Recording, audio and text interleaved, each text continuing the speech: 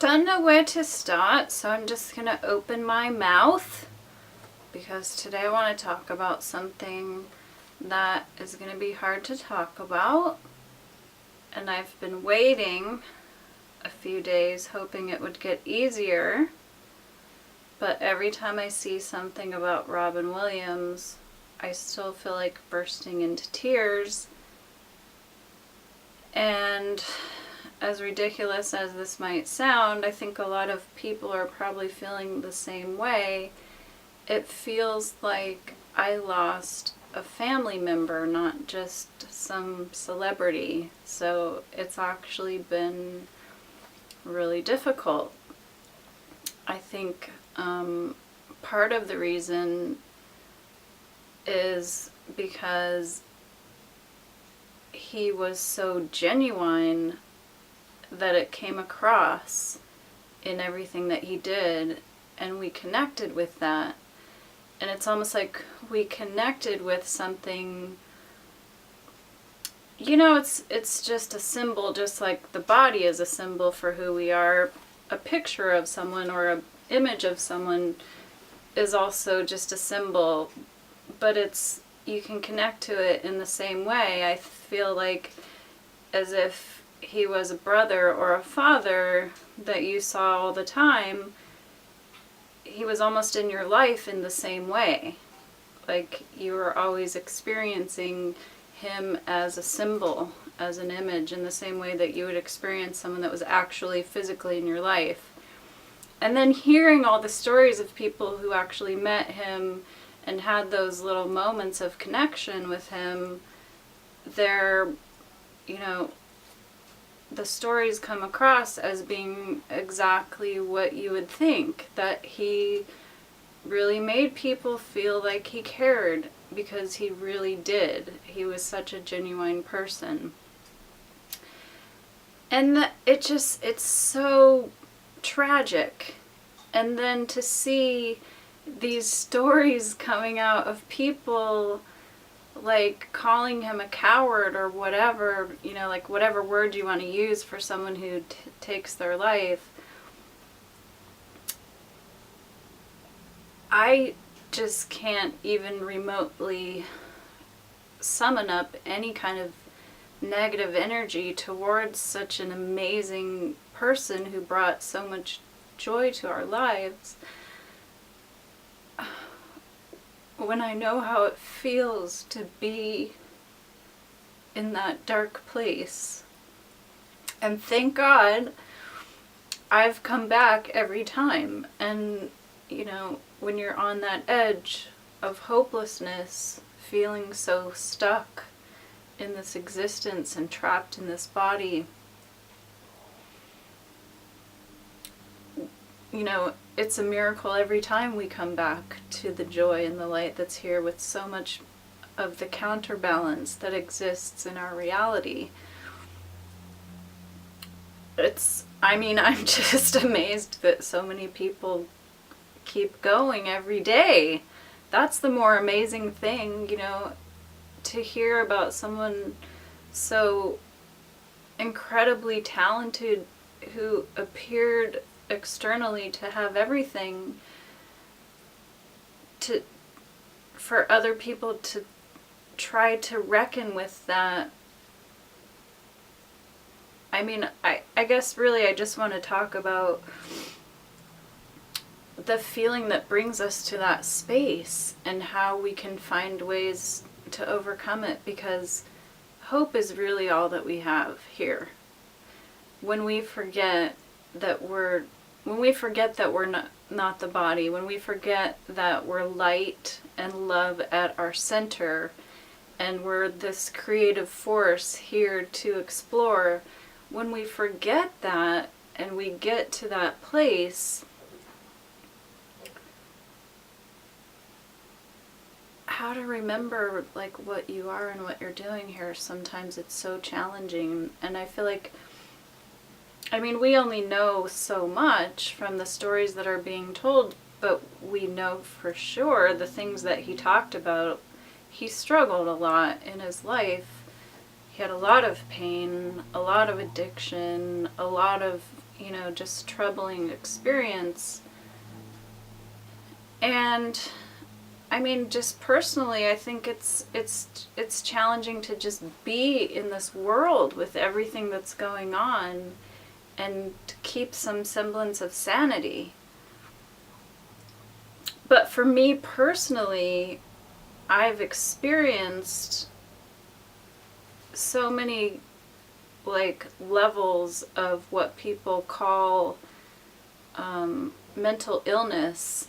And I've talked about this many times, but when I was 15, they radiated my thyroid gland. And later on in life, I discovered quite by accident that if I forgot to take this hormone that my body doesn't make anymore because I don't have a thyroid gland, then I could go into a state of mania. And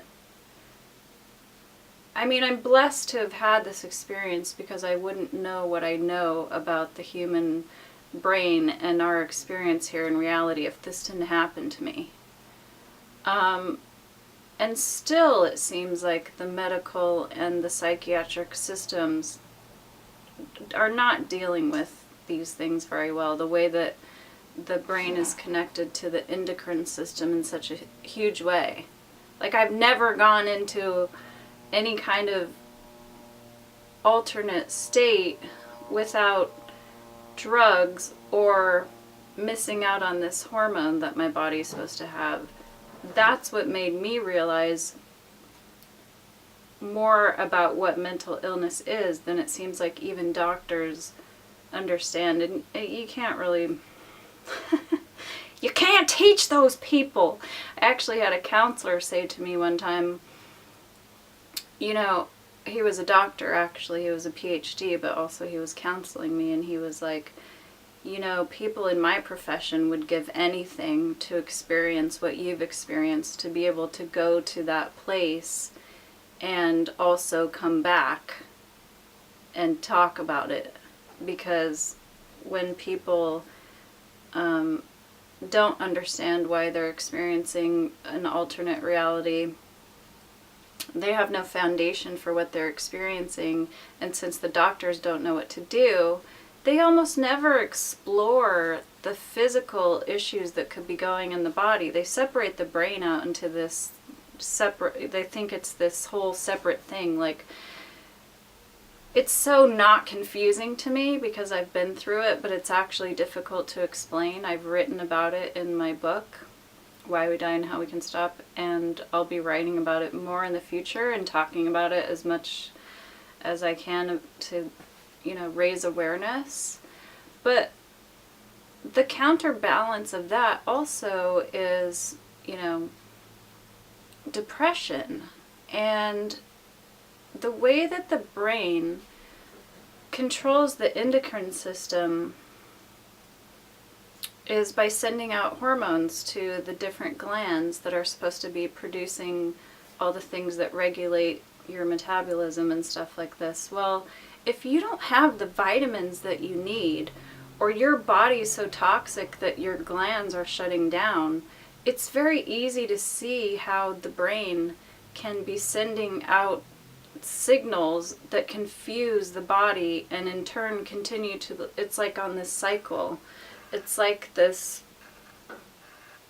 it's so hard to put into words, but it's like if the brain is sending out these hormones to say get the thyroid or the thymus gland to do its job, and those glands aren't responding, it's going to keep sending out these hormones to try to get these things to do their job, and it's causing an imbalance of chemicals in the brain. It's super easy to understand, pragmatically, and from a layman's terms. Even like if you just educate yourself on the terminology a little bit, it's still super easy to understand. Number one, without sounding glib, I hope, it's so important to have all of your vitamins at the topped off levels, especially B vitamins and most especially B12. And B12 is hard to get. It's harder to get than we think. And even B12 supplements that are oral, in most people, just pass through the body and aren't absorbed. But I found that when I started using B12 patches, and I'm not a B12 patch salesperson, you can get them on Amazon.com or other places, that's just where I get them. Once I started using those, I found that even if there's something in my life that's depressing me, it's hard to stay upset about it if your B12 levels are good. So I'll notice, when it's time for me to put a B12 patch on because my mood starts going down. Like a conversation I had with someone right after this happened was, I was in shock and I was like, Robin Williams committed suicide. Why? He was depressed. What was he depressed about? And it's like, no. When you're in depression, there's not a reason. You feel hopeless. You feel like there's nothing to live for. The worst I've ever felt in my entire life was when I didn't take my thyroid hormone.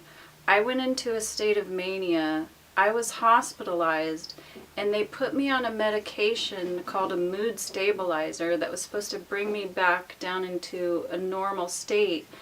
But I actually didn't need that. I just needed my thyroid hormone. So once my thyroid was back in balance and I was taking this mood stabilizer, I was the most depressed I've ever been in my life. I don't know what that chemical was, but it made me feel like there was nothing to live for.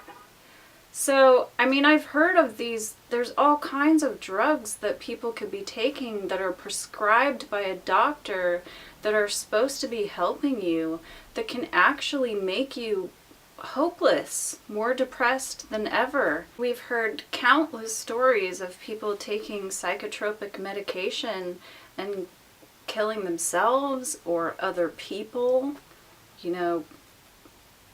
Behind almost every mass shooting is someone taking an antidepressant or a mood stabilizer or something. It's like the core problem is our bodies are toxic from what we're eating and drinking, and we're on this cycle of just like intaking so much toxic stuff into our body that our body can't get rid of fast enough, and depleting all of our vitamins, and then we feel so crappy that we reach out for something to help us from that feeling, and it just perpetuates the problem. A lot of people drink because they're depressed.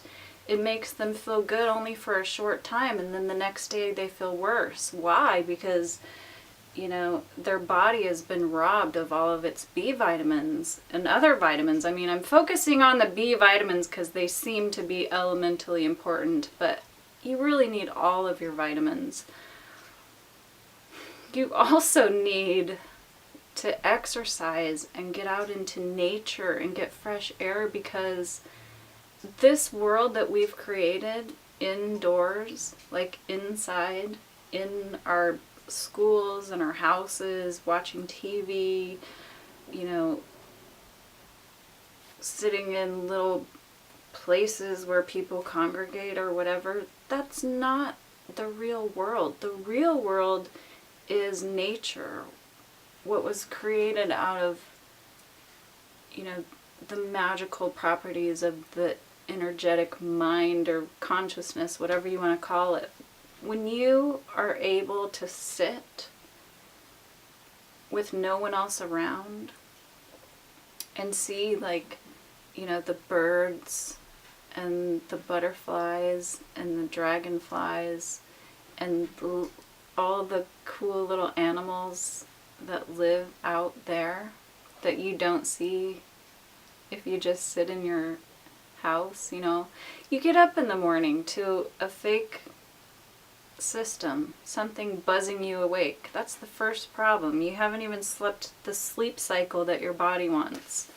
Then you get in a car, you go drive, that's totally unnatural, to a place you don't want to go to make money, which is fake, to pay bills for this fake little environment that you've made so you don't die. Because you're a tropical creature. You're supposed to be living where it's warm and comfortable, and then, instead we're living in these environments where we have to live indoors to stay alive. It's all so just this machine perpetuating the problem.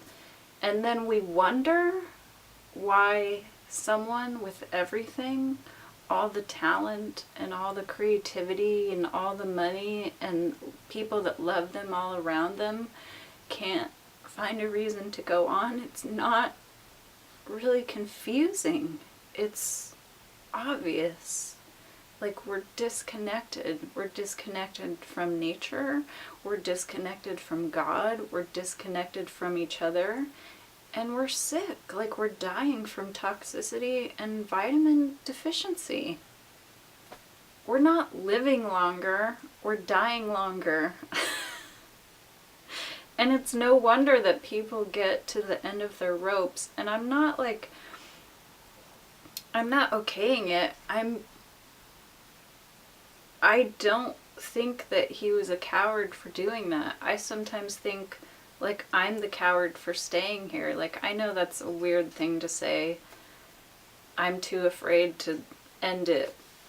I'm glad I haven't, because the moments of joy that we do experience, like seeing our children's eyes light up over the little miracles, seeing a butterfly land on you because you're just so in tune with the energy of nature. There's so much to see here. There's so much to do here. There's so much positive ideas and creativity that we can give forth that we don't, because we're bogged down with this misery that we've created and perpetuated. And I'm sorry, like, I don't do half of what I could do, I think, with my own talent and my own creativity, because it's so hard to live in this world and to know that the most amazing people can't do it either. It's just been a really painful week, but I just want to say fuck you to anyone who thinks Robin Williams is a coward. Just appreciate all the amazing things that he left for us to look at and analyze and enjoy. He gave so much. Like, he gave everything that he had until he couldn't do it anymore. And that's, I think, the message we should take, is just give everything that you have. Pull it up from whatever it is. And, like, the cliche that they say, like, don't die with your music still in you. Just, do what you're here to do. Don't waste your time being angry. Don't waste your time being miserable. You're the creative force that came here to save this world. Who do you think is going to do it? Who?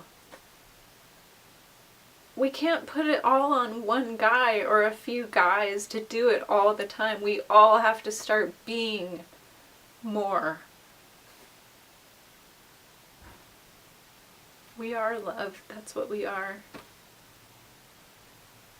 Hey man, just get a B12 patch and do something awesome. That's what I'm gonna do. That's how I'm gonna remember that amazing guy, by doing amazing things. And I hope you will too.